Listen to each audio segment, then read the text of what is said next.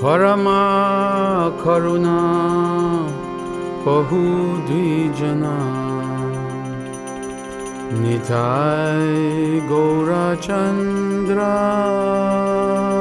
Parama Karuna. Chaitanya சரிதாமிர்தம் மத்தியலீலை அத்தியாயம் 3. அத்வைத ஆச்சாரியரின் இல்லத்தில் பகவான் ஸ்ரீ சைதன்ய மகாபிரபு தங்குதல்.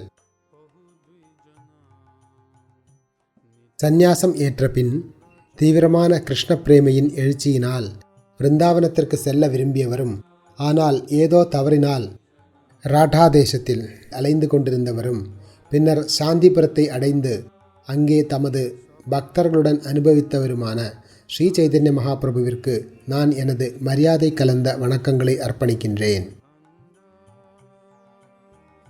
எல்லா புகழும் ஸ்ரீ சைதன்ய மகாபிரபுவிற்கு உரித்தாகட்டும். எல்லா புகழும் நித்யானந்த பிரபுவிற்கு உரித்தாகட்டும். எல்லா புகழும் அத்வைத பிரபுவிற்கு உரித்தாகட்டும். எல்லா புகழும் ஸ்ரீவாசரை தலைமையாக கொண்ட ஸ்ரீ கௌர பக்தர்கள் அனைவருக்கும் உரித்தாகட்டும். தமது 24வது ஆண்டின் இறுதியில் மாக மாத வளர்ப்பிறையில் ஸ்ரீ சைதன்ய மகாபிரபு சந்நியாசம் ஏற்றார். சந்நியாசம் ஏற்ற பின்னர் ஸ்ரீ சைதன்ய மகாபிரபு தீவிர கிருஷ்ண பிரேமையினால் விருந்தாவனத்திற்கு புறப்பட்டார். இருப்பினும் பரவசத்தில் இருந்த அவர் தவறுதலாக ராட்டா தேசம் என்று அறியப்படும் நிலப்பகுதியில் 3 நாள்கள் இடைவிடாமல் அலைந்து கொண்டிருந்தார்.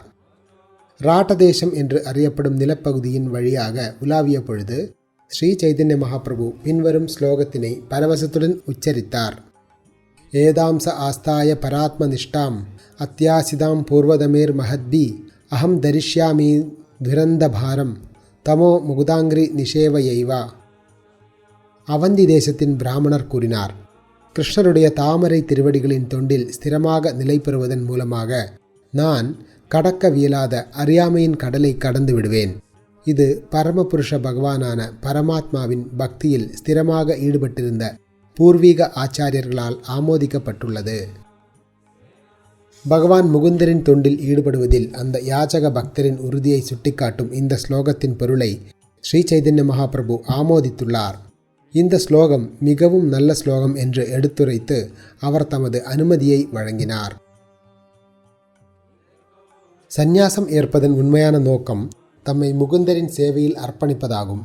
முகுந்தருக்கு சேவை செய்தால் ஒருவரால் பௌதீக வாழ்வின் பந்தத்திலிருந்து உண்மையாக விடுபட இயலும். சந்நியாச ஆசிரமத்தை ஏற்ற பின்னர் ஸ்ரீ சைதன்ய மகாபிரபு விருந்தாவனத்திற்கு சென்று தனிமையான இடத்தில் முகுந்தரின் சேவையில் தம்மை முற்றிலுமாக ஈடுபடுத்த முடிவு செய்தார். ஸ்ரீ சைதன்ய மகாபிரபு விருந்தாவனத்தை நோக்கி சென்ற பொழுது பிரேமையின் அறிகுறிகள் அனைத்தும் அவரில் தோன்றின. எந்த திசையில் செல்கிறோம் என்பதையோ அது இரவா பகலா என்பதையும் அவர் அறியவில்லை. ஸ்ரீ சைதன்ய மகாபிரபு விருந்தாவனத்தை நோக்கி சென்ற பொழுது நித்யானந்த பிரபு, சந்திரசேகரர், பிரபு முகுந்தர் ஆகிய மூவரும் அவரை பின்தொடர்ந்து சென்றனர். ஸ்ரீ சைதன்ய மகாபிரபு ராட்டா தேசத்தின் வழியாக சென்ற பொழுது அவரை கண்டவர்கள் அனைவரும் ஹரி ஹரி என்று பரவசத்துடன் கூவினர். பகவானுடன் இணைந்து இவ்வாறு அவர்கள் உச்சரித்த பொழுது பௌதிக வாழ்வின் எல்லா வருத்தமும் சோகமும் அழிவுற்றன. ஸ்ரீ சைதன்ய மகாபிரபு செல்வதை கண்ட அனைத்து இடையர்குல சிறுவர்களும் அவருடன் இணைந்து ஹரி ஹரி என்று பலமாக உரைக்கத் தொடங்கினர். இடையர்குல சிறுவர்களும் ஹரி ஹரி என்று உச்சரிப்பதை கேட்டு ஸ்ரீ சைதன்ய மகாபிரபு மிகவும் திருப்தியுற்றார். அவர்களை அணுகி தமது திருக்கரத்தினை அவர்களது தலையில் வைத்து இதுபோன்று தொடர்ந்து உச்சரியுங்கள் என்று கூறினார். அவர்கள் அனைவரும் பாக்கியசாலிகள் என்று கூறி ஸ்ரீ சைதன்ய மகாபிரபு அவர்களை ஆசீர்வதித்தார். இவ்விதமாக அவர் அவர்களை புகழ்ந்தார். அவர்கள் பகவான் ஹரியின் திருநாமத்தை உச்சரித்ததால் தான் மிகவும் வெற்றியடைந்ததாக மகாபிரபு உணர்ந்தார். எல்லா சிறுவர்களையும் இரகசியமாக அழைத்து ஒரு பொருத்தமான கதையை சொல்லிய நித்யானந்த பிரபு அவர்களிடம் பின்வருமாறு அறிவுறுத்தினார். ஸ்ரீ சைதன்ய மகாபிரபு உங்களிடம் விருந்தாவனத்திற்கான பாதையை பற்றி வினவினால் அதற்கு பதிலாக நீங்கள் அவருக்கு கங்கை கரையின் பாதையை காட்டிவிடுங்கள்.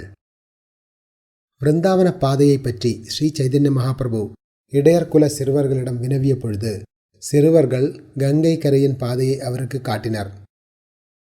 மகாபிரபுவும் பரவசத்துடன் அப்பாதையில் பயணித்தார்.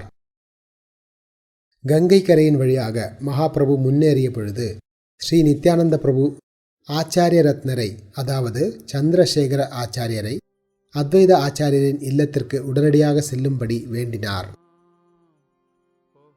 ஸ்ரீ நித்யானந்த கோஸ்வாமி அவரிடம் கூறினார், நான் சாந்திபுரத்திலுள்ள கங்கை கரைக்கு ஸ்ரீ சைதன்ய மகாபிரபுவை அழைத்து வருவேன். அத்வைத ஆச்சாரியர் அக்கரையில் படகுடன் கவனமாக காத்திருக்க வேண்டும்.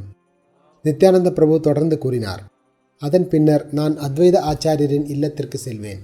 நீங்கள் நவதீபத்திற்கு சென்று அன்னை சச்சி மற்றும் இதர பக்தர்கள் அனைவரையும் அழைத்து கொண்டு திரும்பி வர வேண்டும். ஆச்சாரிய ரத்னரை அத்வைத ஆச்சாரியரின் இல்லத்திற்கு அனுப்பிய பிறகு ஸ்ரீ நித்யானந்த பிரபு ஸ்ரீ சைதன்ய மகாபிரபுவின் முன்பாக சென்று தம்முடைய வருகையை பற்றி அவருக்கு தெரியப்படுத்தினார். பரவசத்திலிருந்த ஸ்ரீ சைதன்ய மகாபிரபு எங்கு செல்கிறீர்கள் என நித்யானந்த பிரபுவிடம் வினவினார். தங்களுடன் இணைந்து விருந்தாவனத்திற்கு சென்று கொண்டுள்ளேன் என்று நித்யானந்தர் பதிலளித்தார். விருந்தாவனம் எவ்வளவு தொலைவில் உள்ளது என்று மகாபிரபு நித்யானந்த பிரபுவிடம் வினவ, இங்கே பாருங்கள், இதோ யமுனை நதி உள்ளது என நித்யானந்தர் பதிலளித்தார். இவ்வாறு கூறிய நித்யானந்த பிரபு சைதன்ய மகாபிரபுவை கங்கைக்கு அருகில் அழைத்து சென்றார். மகாபிரபுவும் தமது பரவசத்தில் கங்கை நதியினை யமுனை நதியாக ஏற்றார்.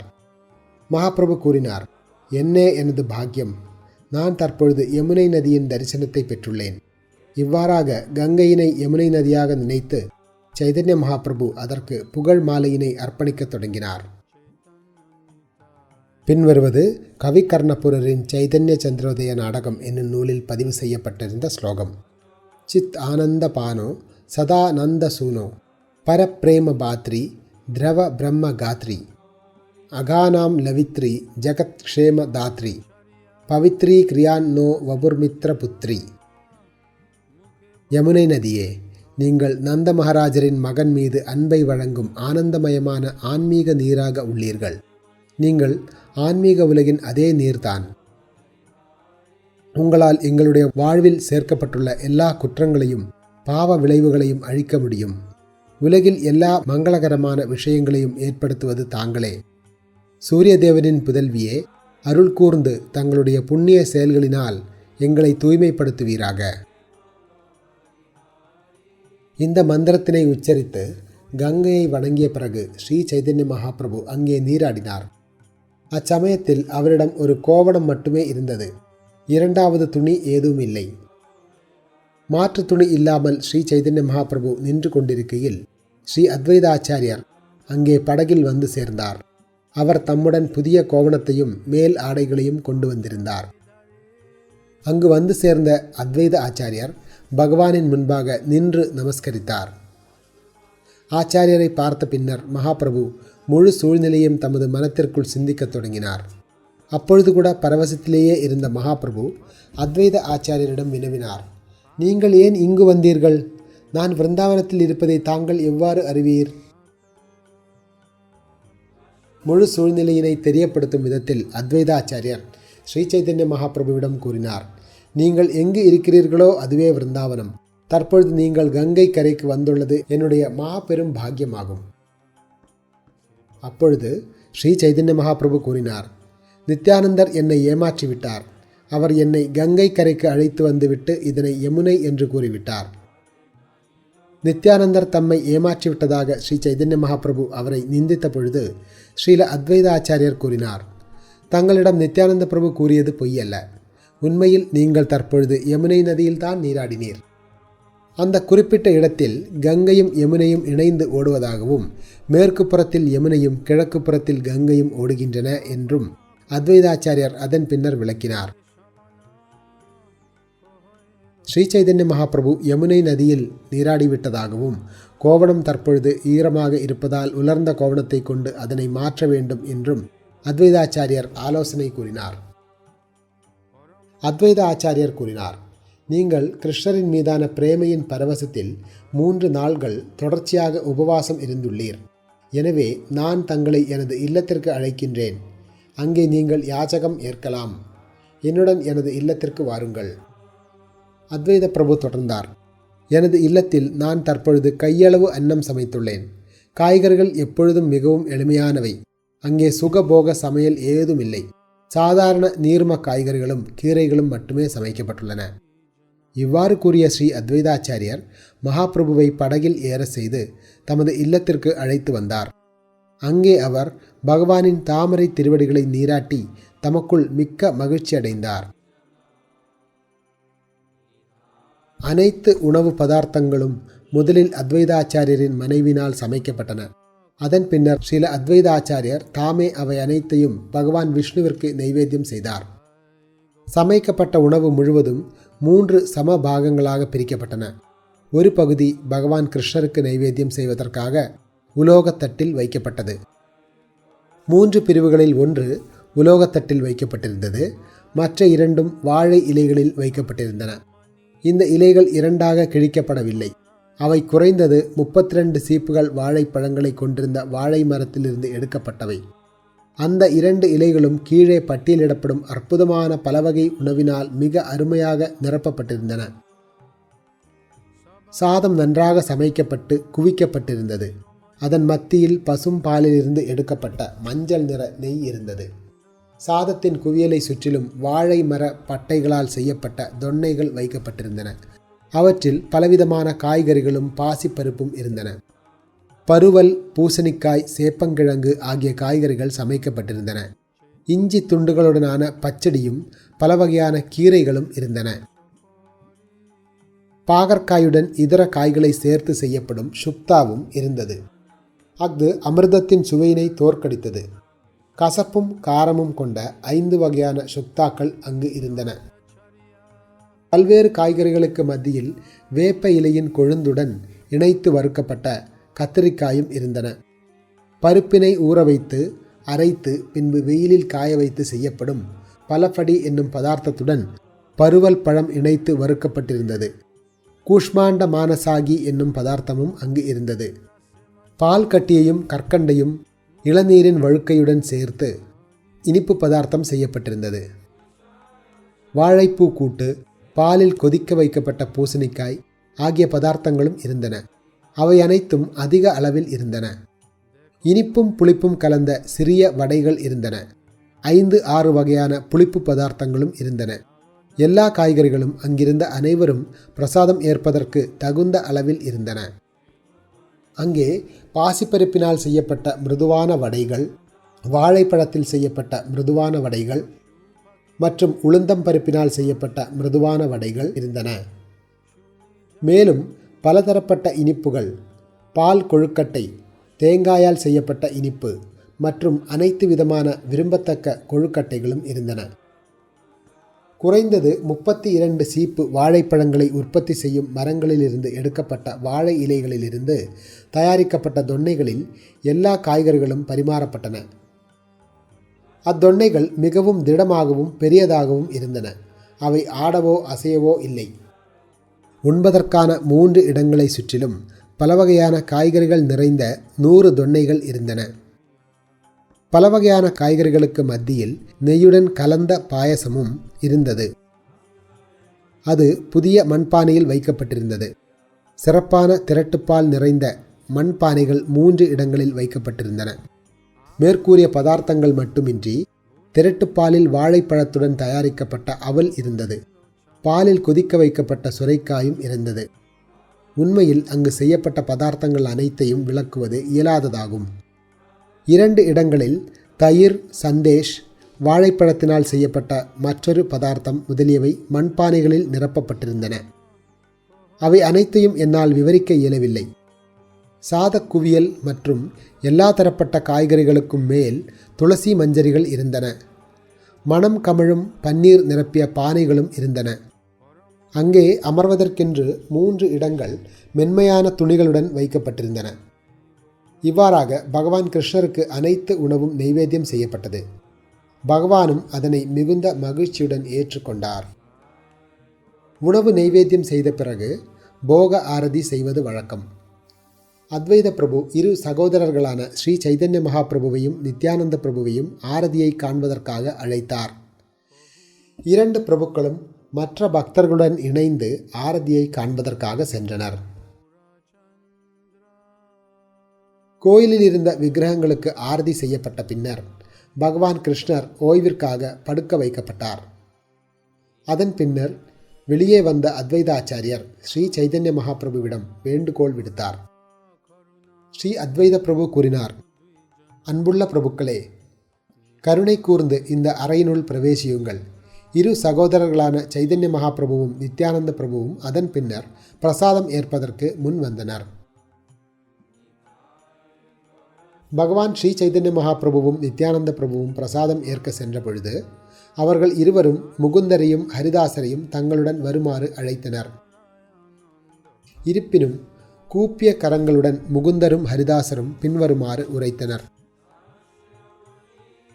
முகுந்தருக்கு அழைப்பு விடுக்கப்பட்ட பொழுது அவர் தெரிவித்தார், அன்புள்ள பிரபுவே, என்னுடைய சில வேலைகள் இன்னும் முடிவு பெறவில்லை.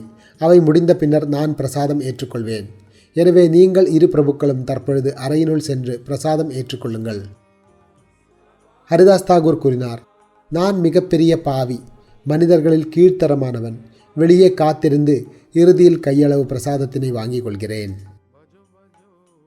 அத்வைத ஆச்சாரியர் ஸ்ரீ நித்யானந்த பிரபுவையும் ஸ்ரீ சைதன்ய மகாபிரபுவையும் அறையினுள் அழைத்து சென்றார். இரு பிரபுக்களும் பிரசாதத்திற்கான ஏற்பாட்டை பார்வையிட்டனர். ஸ்ரீ சைதன்ய மகாபிரபு மிகவும் ஆனந்தமடைந்தார். சமைப்பதிலும் உணவை கிருஷ்ணருக்கு நைவேத்தியம் செய்வதிலும் பின்பற்றப்பட்ட எல்லா வழிமுறைகளையும் ஸ்ரீ சைதன்ய மகாபிரபு ஆமோதித்தார். உண்மையில் மிகவும் திருப்தியுற்ற அவர் உரைத்தார், வெளிப்படையாக கூறினால் இத்தகு அற்புதமான உணவினை கிருஷ்ணருக்கு நைவேத்தியம் செய்பவர் யாராக இருந்தாலும் அவருடைய தாமரை திருவடிகளை நானே சுயமாக பிறவித்தோறும் எனது தலையில் வைத்துக்கொள்வேன். ஸ்ரீ சைதன்ய மகாபிரபு அறையினுள் நுழைந்த பொழுது உணவில் 3 பாகங்கள் இருந்ததை கண்டார். அவை அனைத்தும் கிருஷ்ணருக்கானவை என்பதை அவர் அறிந்திருந்தார். இருப்பினும் அத்வைத ஆச்சாரியரின் உள்நோக்கத்தை அவர் புரிந்து கொள்ளவில்லை. ஸ்ரீ சைதன்ய மகாபிரபு கூறினார், இந்த 3 இடங்களில் நாம் அமர்ந்து பிரசாதம் ஏற்றுக்கொள்ளலாம். இருப்பினும் அத்வைதாச்சாரியர் கூறினார், நான் பிரசாதத்தினை பரிமாறுவேன். 3 நைவேத்தியங்களும் விநியோகத்திற்கானவை என்று ஸ்ரீ சைதன்ய மகாபிரபு நினைத்தார். எனவே அவர் மேலும் 2 வாழை இலையினை கோரினார்.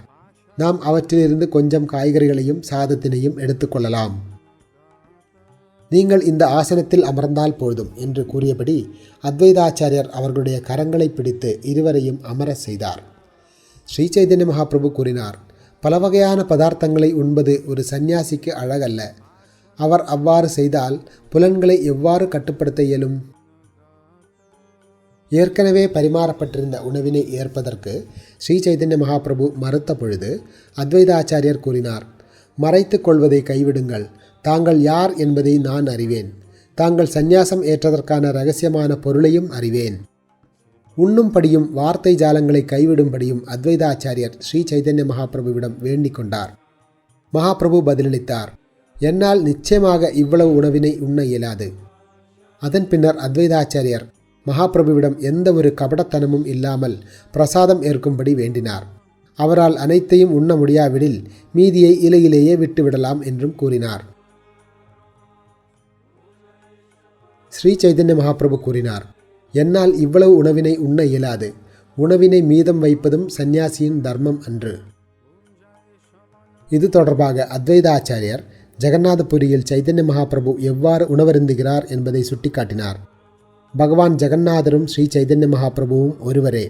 ஜெகநாதபுரியில் சைதன்ய மகாபிரபு ஒரே நாளில் 54 முறைகள் உண்பதையும் ஒவ்வொரு முறையும் 100கணக்கான பானைகளில் உண்பதையும் அத்வைதாச்சாரியர் சுட்டிக்காட்டினார்.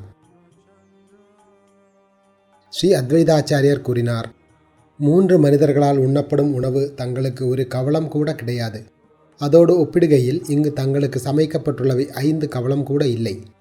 அத்வைதாச்சாரியர் தொடர்ந்தார், நீங்கள் எனது இல்லத்திற்கு வந்துள்ளது எனது மாபெரும் பாக்கியம். வார்த்தை ஜாலங்கள் வேண்டாம், பேசாமல் சாப்பிடத் தொடங்குங்கள். இவ்வாறு கூறிய அத்வைதாச்சாரியர் இரு பிரபுக்களும் கை கழுவுவதற்காக நீர் வழங்கினார். அதன் பின்னர் இரு பிரபுக்களும் அமர்ந்து புன்னகையுடன் பிரசாதத்தினை உண்ணத் தொடங்கினர். நித்யானந்த பிரபு கூறினார், நான் 3 நாள்கள் தொடர்ந்து உபவாசம் இருந்தேன். இன்று என் விரதத்தை முடிப்பேன் என நம்பியிருந்தேன். உணவின் அளவு மிக அதிகமாக இருப்பதாக ஸ்ரீ சைதன்ய மகாபிரபு நினைத்தார். அதற்கு முரணாக நித்யானந்த பிரபுவோ கையளவு உணவு கூட அங்கே இல்லை என்று நினைத்தார். அவர் 3 நாள்கள் விரதம் இருந்ததால் அந்த நாளில் விரதத்தை முடிக்கலாம் என்று பெரிதும் நம்பிக்கை கொண்டிருந்தார். அதனால் அவர் கூறினார், அத்வைதாச்சாரியரால் உணவருந்த அழைக்கப்பட்ட போதிலும் இன்றும் எனக்கு விரதம்தான். இங்குள்ள சிறிதளவு உணவு எனது பாதி வயிற்றை கூட நிரப்பாது. அத்வைதாச்சாரியர் பதிலளித்தார், ஐயா, நீங்கள் தீர்த்த யாத்திரை மேற்கொள்ளும் சந்நியாசி. சில நேரங்களில் பழங்களையும் கிழங்குகளையும் சாப்பிடுகின்றீர், சில நேரங்களில் உபவாசத்துடன் செல்கின்றீர். நான் ஓர் ஏழை பிராமணன். நீங்கள் எனது இல்லத்திற்கு வந்துள்ளீர். தங்களுக்கு கிடைத்த கையளவு உணவை வைத்து திருப்தி அடையுங்கள். பேராசை மனப்பான்மையை கைவிடுங்கள். ஸ்ரீ நித்யானந்த பிரபு பதிலளித்தார், நான் யாராக இருந்தாலும் சரி, நீங்கள் என்னை அழைத்துள்ளீர். அதனால் நான் எவ்வளவு சாப்பிட விரும்புகிறேனோ அவ்வளவு உணவினை நீங்கள் கொடுத்தாக வேண்டும். நித்யானந்த பிரபுவின் கூற்றினை கேட்ட அத்வைதாச்சாரியர் அந்த வாய்ப்பினை பயன்படுத்தி கொண்டு வேடிக்கையான வார்த்தைகளுடன் அவரிடம் பின்வருமாறு பேசினார். அத்வைத ஆச்சாரியர் கூறினார், நீங்கள் புறக்கணிக்கப்பட்ட பரமஹம்சர். வயிற்றை நிரப்புவதற்காகவே சந்நியாச வாழ்வினை ஏற்றுள்ளீர். உங்களுடைய பணி பிராமணர்களுக்கு தொல்லை கொடுப்பதே என்பதை என்னால் அறிய முடிகிறது. அத்வைத ஆச்சாரியர் கூறினார், உங்களால் 10-20 மான சாதத்தினை உண்ண இயலும். நான் ஒரு ஏழை பிராமணன். அவ்வளவு சாதத்தினை எவ்வாறு பெறுவேன்? பொருளுரை: ஒரு மான என்பது சுமார் 40 கிலோ அளவுடையதாகும். உங்களிடம் இருப்பது கையளவு சாதமாக இருந்தாலும் அன்பு கூர்ந்து அதனை உண்டுவிட்டு எழுந்திருங்கள். உங்களுடைய பைத்தியக்காரத்தனத்தினை காட்டி எச்சில் உணவினை அங்கும் இங்கும் சிதற விடாதீர்கள். இவ்விதமாக அத்வைதாச்சாரியருடன் கேளிக்கையாக பேசியபடி நித்யானந்த பிரபுவும் ஸ்ரீ சைதன்ய மகாபிரபுவும் உணவருந்தினர். தமக்கு வழங்கப்பட்ட ஒவ்வொரு காய்கறியிலும் பாதியினை உண்ட பின்னர் ஸ்ரீ சைதன்ய மகாபிரபு அதனை புறக்கணித்துவிட்டு அடுத்த பதார்த்தத்திற்கு சென்றார்.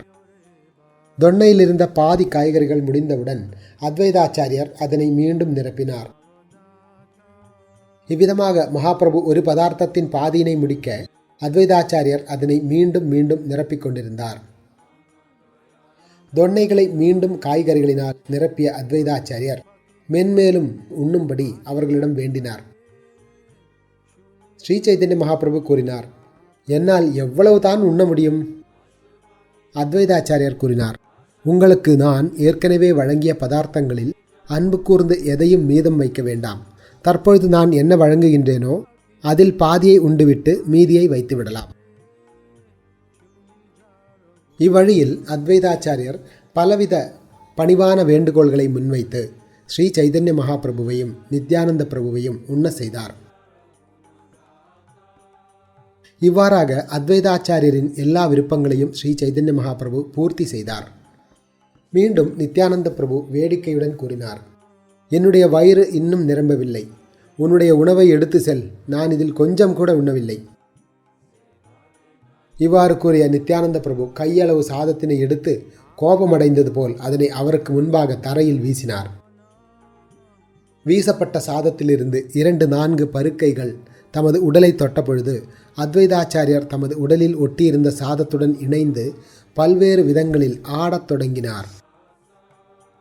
நித்யானந்த பிரபுவினால் வீசப்பட்ட பருக்கை தமது உடலை தீண்டிய பொழுது அத்வைதாச்சாரியர் பரமஹம்ச நித்யானந்தரால் வீசப்பட்ட எச்சில் உணவின் தீண்டுதலால் தாம் தூய்மையடைந்து விட்டதாக கருதினார். அதனால் அவர் ஆடத் தொடங்கினார். அத்வைதாச்சாரியர் விளையாட்டாக கூறினார், அன்புள்ள நித்யானந்தனே, நான் உன்னை அழைத்ததற்கான பலனை உண்மையாக பெற்றுவிட்டேன். உனக்கு எந்த ஒரு ஜாதியும் குலமும் கிடையாது. பைத்தியமாக இருப்பதே உன்னுடைய இயல்பு. உங்களைப் போன்று என்னையும் பைத்தியமாக்க நீங்கள் உங்களுடைய எச்சில் உணவினை என் மீது எறிந்துள்ளீர். நான் ஒரு பிராமணன் என்ற உண்மையை கண்டும் நீங்கள் பயப்படவில்லை. நித்யானந்த பிரபு பதிலளித்தார், இது பகவான் கிருஷ்ணரால் மீதம் வைக்கப்பட்ட உணவாகும். இதனை சாதாரண எச்சில் உணவாக கருதினால் நீங்கள் அபராதம் இழைக்கிறீர்கள். ஸ்ரீல நித்யானந்த பிரபு தொடர்ந்தார், நீங்கள் குறைந்தது 100 சந்நியாசிகளை உங்களது இல்லத்திற்கு வரவழைத்து அவர்களுக்கு வயிறார உணவளித்தால் தங்களுடைய அபராதம் சரி செய்யப்படும். அத்வைதாச்சாரியர் பதிலளித்தார், நான் இனிமேல் எந்த ஒரு சந்நியாசியையும் ஒருபோதும் அழைக்கப் போவதில்லை. ஏனெனில் என்னுடைய பிராமண ஸ்மிருதி நெறிகள் அனைத்தையும் கெடுத்தவர் ஒரு சந்நியாசியே. இதன் பிறகு அவர்கள் இருவரையும் அத்வைதாச்சாரியர் கையையும் வாயையும் கழுவ செய்தார். அதன் பிறகு அவர்களை நல்ல படுக்கைக்கு அழைத்து சென்று ஓய்விற்காக படுக்க வைத்தார். ஸ்ரீ அத்வைதாச்சாரியர் இரு பிரபுக்களுக்கும் துளசி மஞ்சரியுடன் இலவங்கமும் ஏலக்காயும் வழங்கினார். அதனால் அவர்களது திருவாய்களில் நல்ல நறுமணம் காணப்பட்டது. அதன் பின்னர் ஸ்ரீ அத்வைதாச்சாரியர் பிரபுக்களின் திருமேனிகளை சந்தனத்தினால் பூசி அவர்களது மார்புகளில் நறுமணமிக்க மலர் மாலைகளை சூட்டினார். மகாபிரபு படுக்கையில் படுத்த பொழுது அத்வைதாச்சாரியர் அவரது காலை பிடித்து விடுவதற்காக காத்திருந்தார். ஆனால் அதற்கு மிகவும் தயங்கிய மகாபிரபு பின்வருமாறு அத்வைதாச்சாரியரிடம் பேசினார். ஸ்ரீ சைதன்ய மகாபிரபு கூறினார், அத்வைதாச்சாரியரே, நீங்கள் என்னை பல்வேறு விதங்களில் ஆட்டுவித்தீர். இப்பொழுது அதனை கைவிடுங்கள். முகுந்தருடனும் ஹரிதாசருடனும் சென்று உங்களுடைய மதிய உணவை ஏற்றுக்கொள்ளுங்கள். அதன் பின்னர் அத்வைதாச்சாரியர் முகுந்தருடனும் ஹரிதாசருடனும் இணைந்து பிரசாதம் ஏற்றுக்கொண்டார். அவர்கள் அனைவரும் விரும்பிய அளவிற்கு பூரண திருப்தியுடன் உண்டனர். சாந்திபுரத்தின் மக்கள் பகவான் ஸ்ரீ சைதன்ய மகாபிரபு அங்கு தங்கியிருப்பதை கேள்விப்பட்ட பொழுது அவர்கள் அனைவரும் அவரது தாமரை திருவடிகளை காண்பதற்காக உடனடியாக அங்கு வந்தனர். மிகவும் மகிழ்ச்சியுற்று மக்கள் அனைவரும் பலமாக பகவானின் திருநாமங்களை ஹரி ஹரி என்று கூவத் தொடங்கினர். உண்மையில் பகவானின் அழகை தரிசித்து அவர்கள் வியப்பில் உறைந்தனர். அவர்கள் ஸ்ரீ சைதன்ய மகாபிரபுவின் பொன்னிற திருமேனியையும் சூரிய பிரகாசத்தையும் வெல்லக்கூடிய அதன் பிரகாசத்தினையும் கண்டனர். இவை எல்லாவற்றிற்கும் மேலாக அவரது திருமேனியில் பிரகாசித்த காவி உடை மிகவும் அழகாக காணப்பட்டது. அங்கு வந்த மக்கள் அனைவரும் பெருமகிழ்ச்சியுடன் திரும்பி சென்றனர். பொழுது சாய்வதற்கு முன்பாக எவ்வளவு மக்கள் அங்கு கூடினர் என்பதற்கு கணக்கே இல்லை. மாலை வேளை வந்தவுடன் அத்வைதாச்சாரியர் சங்கீர்த்தனத்தை தொடங்கினார். அவரே ஆடவும் தொடங்கினார். மகாபிரபு அதனை பார்த்து கொண்டிருந்தார். அத்வைதாச்சாரியர் ஆடத் தொடங்கிய பொழுது நித்யானந்த பிரபு அவருக்கு பின்பாக ஆடத் தொடங்கினார். மிகவும் திருப்தியுற்ற ஹரிதாஸ் தாகூரும் அவருக்கு பின்பாக ஆடத் தொடங்கினார். அத்வைதாச்சாரியர் கூறினார், அன்புள்ள சகியே, என்ன சொல்வேன் யான்? இன்று மிக உயர்ந்த தெய்வீக ஆனந்தத்தை பெற்றுள்ளேன். பற்பல நாட்களுக்கு பின்னர் பகவான் கிருஷ்ணர் எனது இல்லத்தில் உள்ளார். சங்கீர்த்தன குழுவை முன்னின்று நடத்திய அத்வைதாச்சாரியர் பெரும் மகிழ்ச்சியுடன் இந்த ஸ்லோகத்தை பாடினார். வியர்வை, உடல் நடுக்கம், மயிர் கூச்செறிதல், கண்களில் கண்ணீர் மற்றும் சில நேரங்களில் பேரொலி, கர்ஜனை முதலிய பரவச அறிகுறிகள் அங்கு தோன்றின. அத்வைத ஆச்சாரியர் ஆடிய பொழுது சில நேரங்களில் சுற்றி சுற்றி ஸ்ரீ சைதன்ய மகாபிரபுவின் தாமரை திருவடிகளை பற்றி கொள்வார். திருவடிகளை பற்றியபடி அத்வைதாச்சாரியர் அவரிடம் பின்வருமாறு பேசுவார்.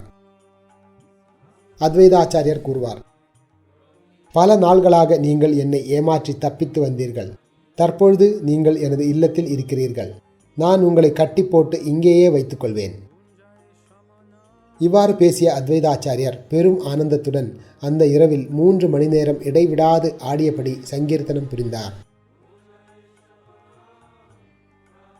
அத்வைத ஆச்சாரியர் அவ்வாறு நடனமாடிய பொழுது ஸ்ரீ சைதன்ய மகாபிரபு கிருஷ்ண பிரேமியின் பரவசத்தினை உணர்ந்தார். கிருஷ்ணரின் பிரிவினால் பிரேம ஜுவாலைகளின் அலைகள் அதிகரித்தன. பரவச உணர்ச்சிகளால் ஆட்கொள்ளப்பட்ட ஸ்ரீ சைதன்ய மகாபிரபு திடீரென நிலத்தில் விழுந்தார். இதை கண்ட அத்வைதாச்சாரியர் ஆடுவதை நிறுத்தினார். ஸ்ரீ சைதன்ய மகாபிரபுவின் பாவத்தை கண்ட முகுந்தர் அவரது உணர்ச்சிகளை புரிந்து கொண்டார். அந்த பாவத்தின் சக்தியை அதிகப்படுத்துவதற்கு ஏற்றபடி பல்வேறு பதங்களை முகுந்தர் பாடத் தொடங்கினார். ஸ்ரீ சைதன்ய மகாபிரபு நடனமாடுவதற்கு உதவும் வண்ணம் அத்வைதாச்சாரியர் அவரது திருமேனியை தூக்கி நிறுத்தினார். ஆயினும் முகுந்தரால் பாடப்பட்ட பதங்களை கேட்ட பிறகு மகாபிரபுவின் திருமேனியில் எழுந்த பரவச பெருக்கினால் அத்திருமேனியினை தாங்கி பிடிக்க முடியவில்லை. அவரது கண்களில் கண்ணீர் பெருக்கெடுத்தது. முழு உடலும் நடுங்கியது. மயிர்கள் கூச்செறிந்தன. உடல் அதிகமாக வியர்த்தது. குரல் தழுதழுத்தது. சில நேரங்களில் நின்றார், சில நேரங்களில் விழுந்தார், வேறு சில நேரங்களில் அழுதார். முகுந்தர் பாடினார், அன்புள்ள அந்தரங்க சகியே, என்னதான் நடக்கவில்லை எனக்கு? கிருஷ்ண பிரேமையின் விஷத்தினால் உடலும் மனமும் வெகுவாக பாதிக்கப்பட்டுள்ளன. என்னுடைய உணர்ச்சிகள் இவ்வாறு உள்ளன. எனது மனம் இரவு பகலாக எரிகிறது. என்னால் ஓய்வெடுக்க முடியவில்லை. எங்காவது ஓரிடத்தில் என்னால் கிருஷ்ணரை சந்திக்க முடியுமானால் அங்கே நான் உடனடியாக பறந்து செல்வேன். முகுந்தரால் மிகவும் இனிமையான குரலில் பாடப்பட்ட இந்த பதத்தினை கேட்ட மாத்திரத்தில் ஸ்ரீ சைதன்ய மகாபிரபுவின் சித்தம் சிதறியது. விரக்தி, வருத்தம், மகிழ்ச்சி, அமைதியின்மை, கர்வம், பணிவு ஆகிய தெய்வீக பரவச அறிகுறிகள் அனைத்தும் பகவானிற்குள் படை வீரர்களைப் போன்று மோதத் தொடங்கின. வெவ்வேறு பாவங்களின் மோதலினால் பகவான் ஸ்ரீ சைதன்ய மகாபிரபுவின் முழு உடலும் தள்ளாடியது.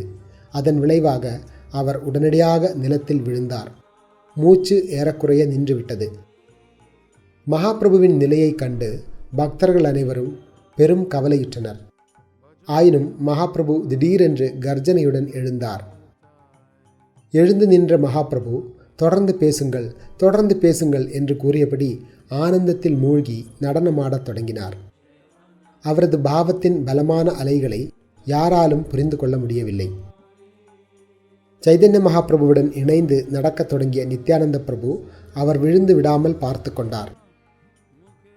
அத்வைதாச்சாரியரும் ஹரிதாஸ் தாகூரரும் ஆடியபடி அவர்களை பின்தொடர்ந்தனர்.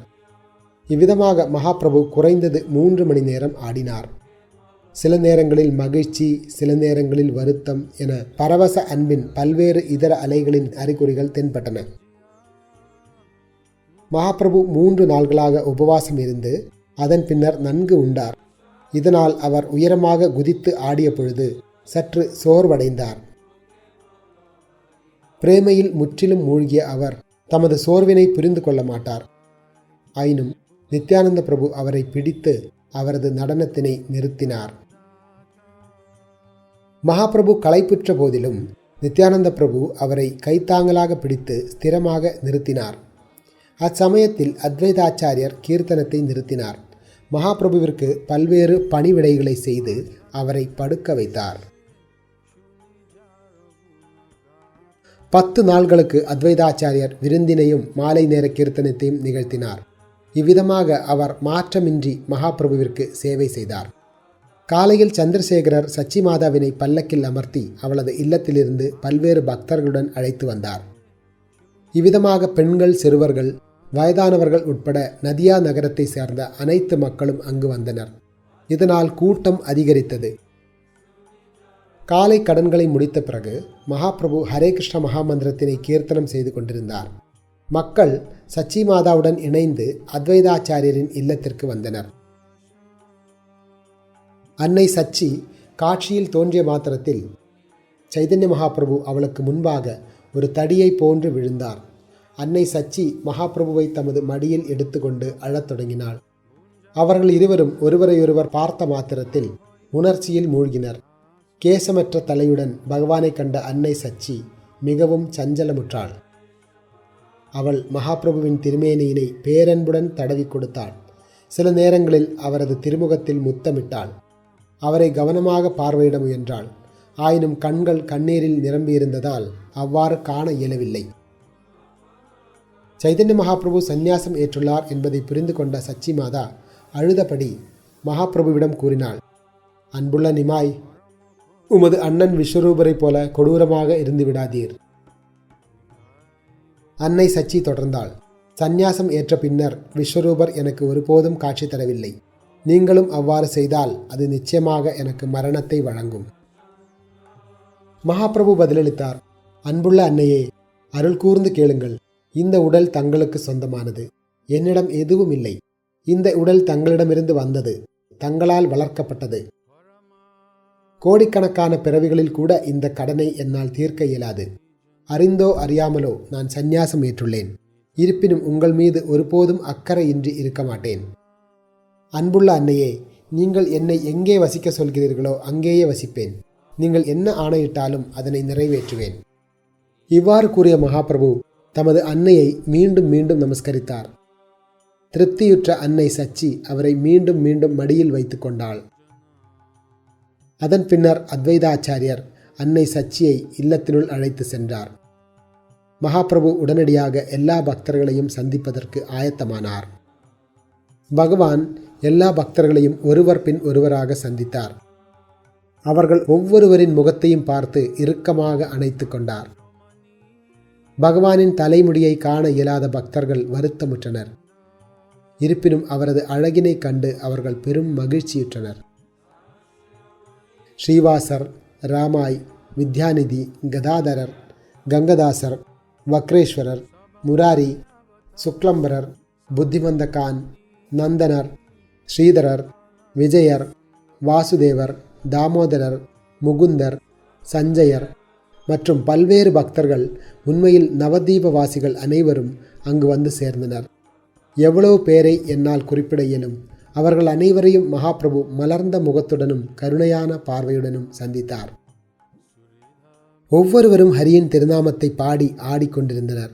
இவ்விதமாக அத்வைதாச்சாரியரின் இல்லம் ஸ்ரீ வைகுண்டபுரியாக மாற்றப்பட்டது. நவதீபம் உட்பட அருகில் இருந்த பல்வேறு கிராமங்களில் இருந்தும் மக்கள் ஸ்ரீ சைதன்ய மகாபிரபுவை காண வந்தனர். அருகிலிருந்த கிராமங்களிலிருந்து, குறிப்பாக நவதீபத்திலிருந்து மகாபிரபுவை காண வந்த அனைவருக்கும் அத்வைதாச்சாரியர் தங்கும் இடங்களை வழங்கினார். எல்லா வகையான உணவையும் பல நாட்களுக்கு வழங்கினார். உண்மையில் அவர் அனைத்தையும் முறையாக அனுசரித்து கொண்டார். அத்வைதாச்சாரியரின் கிடங்கு அள்ள குறையாததாகவும் அழிவற்றதாகவும் இருந்தது. அவர் எவ்வளவு பொருட்களை உபயோகித்தாரோ அவ்வளவு பொருட்கள் மீண்டும் தோன்றின. அத்வைதாச்சாரியரின் இல்லத்திற்கு சச்சி மாதா வந்த நாளிலிருந்து சமையல் பொறுப்பை அவள் ஏற்றுக்கொண்டாள். ஸ்ரீ சைதன்ய மகாபிரபு எல்லா பக்தர்களின் சங்கத்துடன் உணவருந்தினார். பகல் நேரத்தில் அங்கு வந்த மக்கள் அனைவரும் ஸ்ரீ சைதன்ய மகாபிரபுவின் தரிசனத்தையும் அத்வைதாச்சாரியரின் உபசரிப்பையும் கண்டனர். இரவில் பகவானின் நடனத்தை காண்பதற்கும் அவரது கீர்த்தனத்தை கேட்பதற்கும் அவர்களுக்கு வாய்ப்பு கிட்டியது. கீர்த்தனத்தின் பொழுது பகவான் எல்லாவித தெய்வீக அறிகுறிகளையும் வெளிப்படுத்தினார். அவர் ஸ்தம்பித்தார், நடுங்கினார், அவரது உடலில் மயிர் கூச்செறிந்தது, குரல் தழுதழுத்தது, கண்ணீரும் பிரளயமும் கூட தோன்றின. மகாபிரபு அவ்வப்போது தடுமாறி தரையில் திடீரென விழுவார். இதனை கண்டு அன்னை சச்சி அழுவாள். நிமாய் அவ்வாறு கீழே விழும்போது அவரது திருமேனி நசுங்கி விடுவதாக எண்ணிய சச்சி மாதா ஐயகோ என்று அழுதபடி பகவான் விஷ்ணுவிடம் முறையிட்டாள். எம்பெருமானே, நான் குழந்தை பருவத்திலிருந்து தங்களுக்கு ஆற்றியுள்ள சேவையின் பலனாக அருள் கூர்ந்து எனக்கு ஒரு வரம் தாருங்கள். எப்பொழுதெல்லாம் நிமாய் நிலத்தில் விழுகிறாரோ அப்பொழுது அவர் எந்த வலியையும் உணராமல் பார்த்து கொள்ளுங்கள். இவ்வாறு அன்னை சச்சி ஸ்ரீ சைதன்ய மகாபிரபுவின் மீதான பாசத்தில் மூழ்கிய பொழுது மகிழ்ச்சி, பயம், பணிவு மற்றும் இதர மாற்றங்கள் அவளது உடலில் தோன்றின. அத்வைதாச்சாரியர் ஸ்ரீ சைதன்ய மகாபிரபுவிற்கு யாஜகம், அதாவது உணவு வழங்கி கொண்டிருக்கையில் ஸ்ரீவாச தாகூரின் தலைமையிலான இதர பக்தர்களும் அவருக்கு யாஜகம் வழங்கி மதிய உணவிற்கு அழைக்க விரும்பினர். மகாபிரபுவின் இதர பக்தர்களால் முன்வைக்கப்பட்ட அந்த கோரிக்கைகளை கேட்டபொழுது அன்னை சச்சி பக்தர்களிடம் கூறினாள், நிமாயை மீண்டும் காண்பதற்கான வாய்ப்பு எனக்கு இனிமேல் எத்தனை முறை கிட்டும்? சச்சி மாதா வேண்டுகோள் விடுத்தாள், உங்களால் நிமாயை, ஸ்ரீ சைதன்ய மகாபிரபுவை இதர இடங்களில் பலமுறை காண முடியும். ஆனால் நான் இவரை மீண்டும் சந்திப்பதற்கான வாய்ப்பு கிட்டுமா? நான் வீட்டில் இருக்க வேண்டியவள். ஒரு சந்நியாசி ஒருபொழுதும் வீட்டிற்கு திரும்பக்கூடாது. எனவே ஸ்ரீ சைதன்ய மகாபிரபு அத்வைத ஆச்சாரியரின் இல்லத்தில் எத்தனை நாள்கள் தங்குகிறாரோ அதுவரை நானே அவருக்கு உணவளிக்க விரும்புகிறேன். இந்த தானத்தினை எனக்கு வழங்க வேண்டுகிறேன். அன்னை சச்சியிடம் இருந்த இந்த வேண்டுகோளை கேட்ட எல்லா பக்தர்களும் அவளை நமஸ்கரித்து கூறினர், அன்னையின் விருப்பம் எதுவோ அதனை நாங்கள் அனைவரும் ஒப்புக்கொள்கிறோம். தமது அன்னையின் பேராவலை கண்ட ஸ்ரீ சைதன்ய மகாபிரபு சற்று குழப்பமுற்றார். எனவே அவர் எல்லா பக்தர்களையும் திரட்டி அவர்களிடம் பேசினார். ஸ்ரீ சைதன்ய மகாபிரபு அவர்கள் அனைவரிடமும் தெரிவித்தார், உங்கள் ஆணையின்றி விருந்தாவனம் செல்ல முயன்றேன். ஆனால் சில தடங்கல்கள் ஏற்பட்டு திரும்பி வர நேர்ந்தது.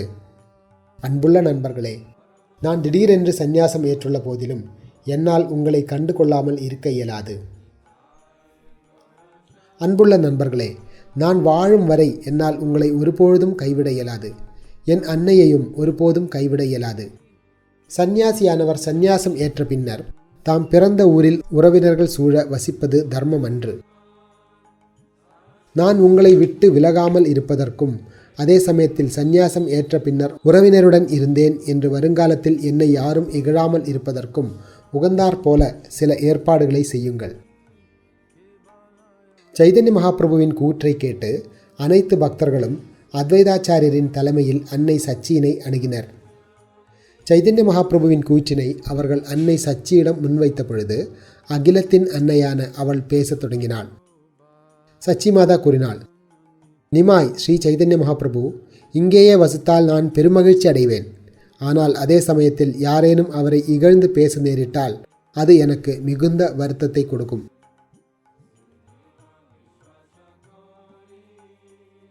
அன்னை சச்சி கூறினாள், ஒரு நல்ல யோசனை உள்ளது.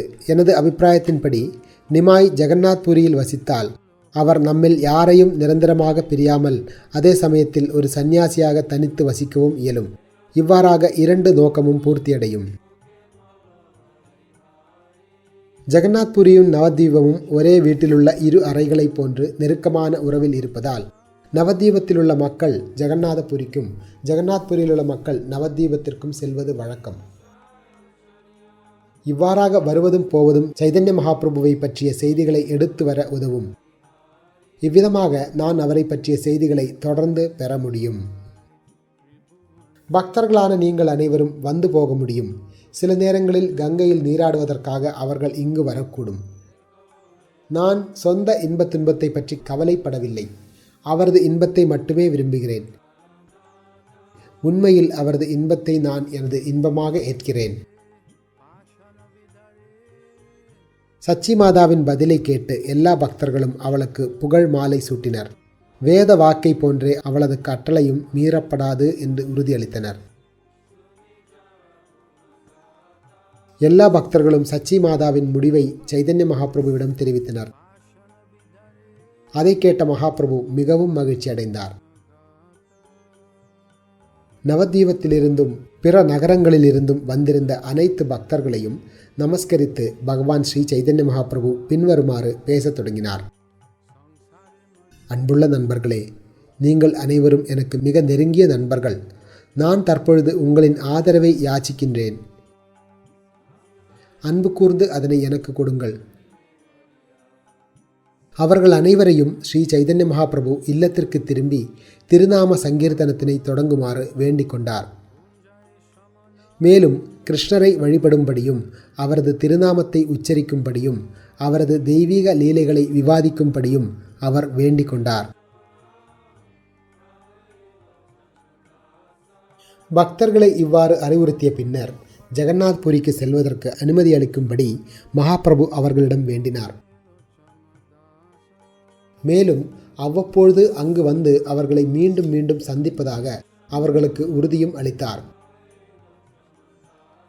இவ்விதமாக ஸ்ரீ சைதன்ய மகாபிரபு அனைத்து பக்தர்களுக்கும் உரிய மரியாதையை வழங்கிவிட்டு மெல்லிய புன்னகையுடன் பிரியா விடை பெற்றார்.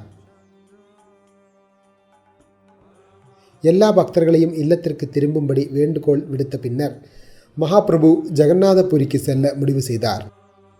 அச்சமயத்தில் அழத் தொடங்கிய ஹரிதாஸ் தாகூர் சில உருக்கமான வார்த்தைகளை பேசினார்.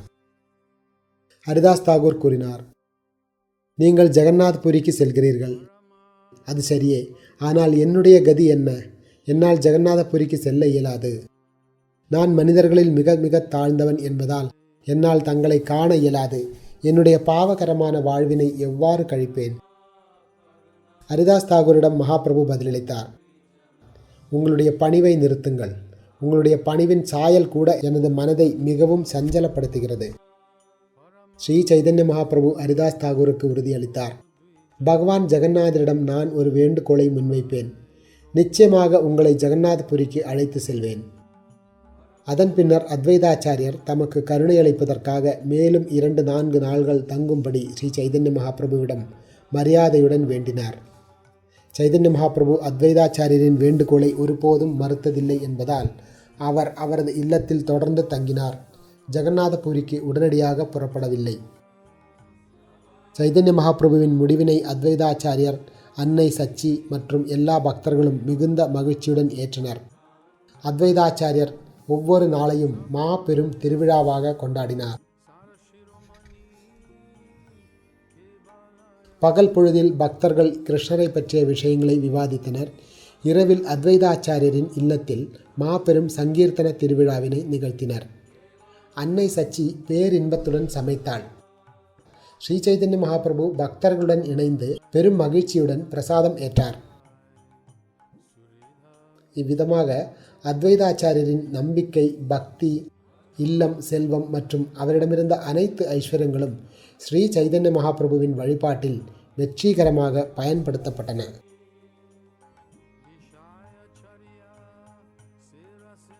அன்னை சச்சி தனது மகனின் திருமுகத்தினை இடையராது பார்த்து அவருக்கு உணவளித்த பொழுது அவளது மகிழ்ச்சி அதிகரித்து பூரண நிலையை எட்டியது. இவ்விதமாக அத்வைதாச்சாரியரின் இல்லத்தில் எல்லா பக்தர்களும் ஒன்றாக இணைந்து சில நாட்களை மாபெரும் குதூகலத்துடன் கழித்தனர். மறுநாள் ஸ்ரீ சைதன்ய மகாபிரபு எல்லா பக்தர்களையும் தத்தமது இல்லத்திற்கு திரும்பும்படி வேண்டுகோள் விடுத்தார். மேலும் தத்தமது இல்லங்களில் பகவானின் திருநாம சங்கீர்த்தனம் புரியும்படியும் ஸ்ரீ சைதன்ய மகாபிரபு அவர்கள் அனைவரையும் கேட்டுக்கொண்டார். அவர்களால் தம்மை மீண்டும் சந்திக்க இயலும் என்று அவர் உறுதியளித்தார். ஸ்ரீ சைதன்ய மகாபிரபு அவர்களிடம் கூறினார், சில நேரங்களில் நீங்கள் ஜெகநாத் பூரிக்கு வருவீர்கள், சில நேரங்களில் நானும் கங்கையில் நீராடுவதற்காக வருவேன். நித்யானந்த கோசாயி, ஜெகதானந்த பண்டிதர், தாமோதர பண்டிதர், முகுந்த தத்தர் ஆகிய 4வரையும் மகாபிரபுவுடன் செல்லும்படி ஸ்ரீ அத்வைதாச்சாரியர் அனுப்பி வைத்தார். தமது அன்னையான சச்சி மாதாவை சாந்தப்படுத்திய பின்னர் ஸ்ரீ சைதன்ய மகாபிரபு அவளது தாமரை திருவடிகளில் பிரார்த்தனைகளை அர்ப்பணித்தார். எல்லாம் ஏற்பாடு செய்யப்பட்ட பொழுது ஸ்ரீ சைதன்ய மகாபிரபு தமது அன்னையினை வலம் வந்து ஜெகநாத் புரிக்கு புறப்பட்டார். அத்வைதாச்சாரியரின் இல்லத்தில் பலமான அழுகை எழுந்தது. ஸ்ரீ சைதன்ய மகாபிரபு பாதிக்கப்படாதவராக இருந்தார். அவர் விரைவாக விலகி சென்றார். அத்வைதாச்சாரியர் அழுதபடி அவரை பின்தொடர்ந்தார். அத்வைதாச்சாரியர் தம்மை சிறிது தூரம் பின்தொடர்ந்த பின்னர் ஸ்ரீ சைதன்ய மகாபிரபு கூப்பிய கரங்களுடன் முறையிட்டு பின்வரும் இனிய வார்த்தைகளை பேசினார். ஸ்ரீ சைதன்ய மகாபிரபு கூறினார், அருள் கூர்ந்து எல்லா பக்தர்களையும் என் அன்னையையும் சாந்தப்படுத்துங்கள். நீங்கள் சஞ்சலமுற்றால் வேறு யாராலும் தொடர்ந்து வாழ இயலாது. இவ்வாறு கூறிய ஸ்ரீ சைதன்ய மகாபிரபு அத்வைதாச்சாரியரை அரவணைத்து அவர் தம்மை மேலும் பின்தொடர்வதை நிறுத்தினார். அதன் பின்னர் கவலையின்றி ஜெகநாத் பூரியை நோக்கி பயணித்தார். இதர 4 பக்தர்களுடன் இணைந்து மகாபிரபு சத்ரபோகா பாதையில் கங்கை கரையின் வழியாக நீலாத்ரி எனப்படும் ஜெகநாத புரியை நோக்கி சென்றார். சைதன்ய மங்கலம், அதாவது சைதன்ய பாகவதம் என்று அறியப்படும் தமது நூலில் விருந்தாவனதாஸ் தாகூர் மகாபிரபுவின் ஜெகநாத புரி பயணத்தினை விரிவாக வர்ணித்துள்ளார். அத்வைதாச்சாரியரின் இல்லத்தில் நிகழ்ந்த மகாபிரபுவின் லீலைகளை ஒருவர் கேட்டால் அவர் வெகு விரைவில் கிருஷ்ண பிரேமையின் செல்வத்தினை நிச்சயமாக அடைவார். ஸ்ரீ ரூபா மற்றும் ரகுநாதரின் தாமரை திருவடிகளில் வேண்டி அவர்களின் கருணையை எப்பொழுதும் விரும்பி கிருஷ்ணதாசனாகிய நான் அவர்களது அடிச்சுவடுகளை பின்பற்றி ஸ்ரீ சைதன்ய சரிதாமிர்தத்தினை விளக்குகின்றேன். பகவான் ஸ்ரீ சைதன்ய மகாபிரபு சந்நியாசம் பெறுதல், அத்வைதாச்சாரியரின் இல்லத்தில் தங்குதல், அங்கே தினமும் திருவிழா கொண்டாடுதல், ஹரிநாம சங்கீர்த்தனம் புரிதல், அனைத்து பக்தர்களுடன் விருந்து உண்ணுதல் முதலியவற்றை விளக்கக்கூடிய ஸ்ரீ சைதன்ய சரிதாமிர்தம் மத்திய லீலை 3வது அத்தியாயம் இத்துடன் நிறைவடைகின்றன. आपना कर्म गुंजाय शमना